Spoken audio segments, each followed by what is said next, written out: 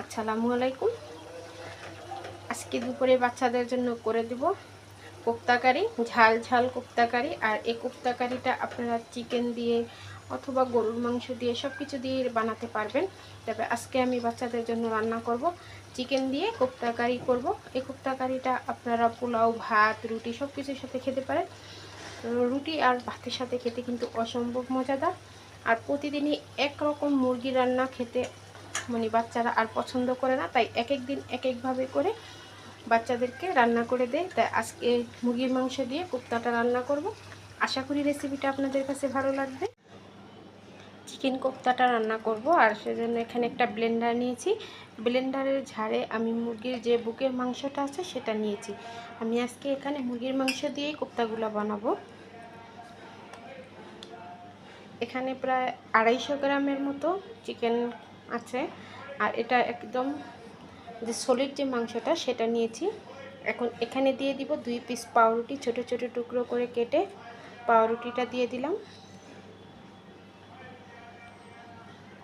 সাথে দিয়ে দিব 4টার মতো কাঁচামরিচ। এখানে দিয়ে দিব 1.5 টেবিল চামচ আদা রসুন বাটা, আর দিয়ে দিব 1/2 টেবিল চামচ গরম মশলার গুঁড়া, আর সামান্য একটু কালো গোলমরিচের গুঁড়া, আর দিয়ে দিলাম 1/2 টেবিল চামচ লবণ। দিয়ে এখানে 1 টেবিল চামচ লেবুর রস দিয়ে দেব। দিয়ে এটাকে আমি খুব ভালো করে ব্লেন্ডারে ব্লেন্ড করে নেব। ব্লেন্ডারে ব্লেন্ড করে নিয়েছি। এখন হাতে একটু তেল নিব।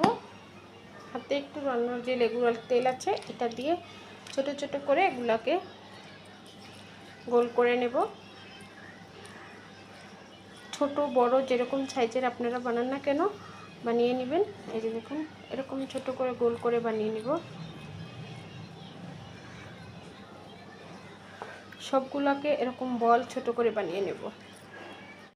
সবগুলা বানিয়ে নিয়েছি। ভাজা ছাড়াই কোপ্তাটা আজকে রান্না করব, তাই এখানে আমি দিয়ে দিলাম পরিমাণ মতো কড়াইতে তেল। তেলটা হালকা গরম হয়ে গেলে দিয়ে দিব আমি পেঁয়াজ কুচি, আর সাথে দিয়ে দিব কয়েকটা গরম মশলা, 3-4টার মতো দারচিনি, 2-3টা লং, আর 2 টুকরা এলাচ দিয়ে একটুখানি পেঁয়াজটাকে খুব ভালো করে ভেজে নেব। পেঁয়াজটা হালকা লাইট গোল্ডেন হয়ে গেলে এখানে দিয়ে দিব 1 টেবিল চামচ আদা রসুন বাটা, 1/2 টেবিল চামচ হলুদের গুঁড়া, 1/2 টেবিল চামচ মরিচের গুঁড়া, 1/2 টেবিল চামচ ধনিয়ার গুঁড়া, আর 1/2 টেবিল চামচ লবণ দিয়ে মশলাটাকে একটু তেলের ভিতরে ভালো করে মশলাটা কষানো হয়ে গেলে এ পর্যায়ে অ্যাড করে দেব এখানে একটা টমেটোকে খুব ভালো করে পেস্ট করে নিয়েছি। দিয়েছি একটা টমেটো, 2-3টা কাঁচামরিচ, 5-6টা কাঠবাদাম, 2টা পেঁয়াজ খুব ভালো করে এগুলোকে শিলপাটায় বেটে নিয়েছি। আপনারা চাইলে ব্লেন্ডারও ব্লেন্ড করতে পারেন। এখন সবটা দিয়ে দিলাম, দিয়ে একটু খুব ভালো করে কষিয়ে নেব। মশলাটা ভালো করে কষানো হয়ে গেছে, তেল ছেড়ে দিয়েছে। এখন দিয়ে দিব এটাতে পানি, 1/2 কাপের মতো পানি দিলে আস্তে আস্তে বলক চলে এসেছে, দেখতে পাচ্ছেন। এখন আগে থেকে বানিয়ে রাখা যে কোপ্তাগুলো সেগুলো দিয়ে দিব। আজকের কোপ্তাগুলো আর আমি ভাজলাম না, ভাজা ছাড়াই রান্না করলাম। আপনারা চাইলে এটা ভাইজাও রান্না করতে পারেন। কোপ্তাগুলো দিলেই কিন্তু শক্ত হয়ে যাবে। সবগুলো কোপ্তা দিয়ে দিয়েছি। এখন এটা বলক আসলে মিডিয়ামে রেখে রান্না করব 10 মিনিট।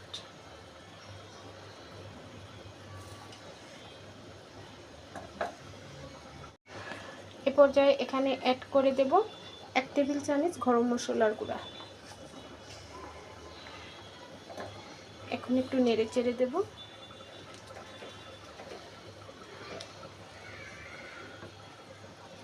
এ পর্যায়ে রান্নাটা কমপ্লিট হয়ে গেছে। এখন উপর থেকে কিছুটা পেঁয়াজের বেরেস্তা দিয়ে দেব, আর দিয়ে দিব 1 টেবিল চামচ ঘি। এটা অপশনাল, আপনাদের হাতের কাছে থাকলে দেবেন, না থাকলে প্রয়োজন নেই। খুব সহজেই রান্নাটা কমপ্লিট হয়ে গেল। এখন এই কোপ্তাটা আপনারা ভাত, রুটি, পরোটা, এমনকি পোলাওর সাথেও পরিবেশন করতে পারবেন। তবে প্রতিদিন তো আর বাচ্চারা মুরগি খেতে চায়, তাই এক এক দিন এক একভাবে রান্না করে দেয়। সেজন্য আজকে রান্না করে দিলাম কোপ্তা করে। আর এই কোপ্তাটা খেতে কিন্তু ওরা খুব বেশি পছন্দ করে। এই যে দেখুন, রান্নাটা কমপ্লিট হয়ে গেল। তাহলে আজকে এই পর্যন্তই। যদি রেসিপি ভালো লেগে থাকে লাইক কমেন্ট এবং বেশি বেশি করে শেয়ার করবেন। আর হ্যাঁ, আমার চ্যানেলটা সাবস্ক্রাইব করবেন যারা ইউটিউব থেকে দেখছেন, আর যারা ফেসবুক থেকে দেখছেন তারা অবশ্যই আমার চ্যানেলটা ফলো দিয়ে রাখবেন, তাহলে খুব সহজেই নোটিফিকেশন পেয়ে যাবেন। আজকে এই পর্যন্তই, আল্লাহ হাফেজ।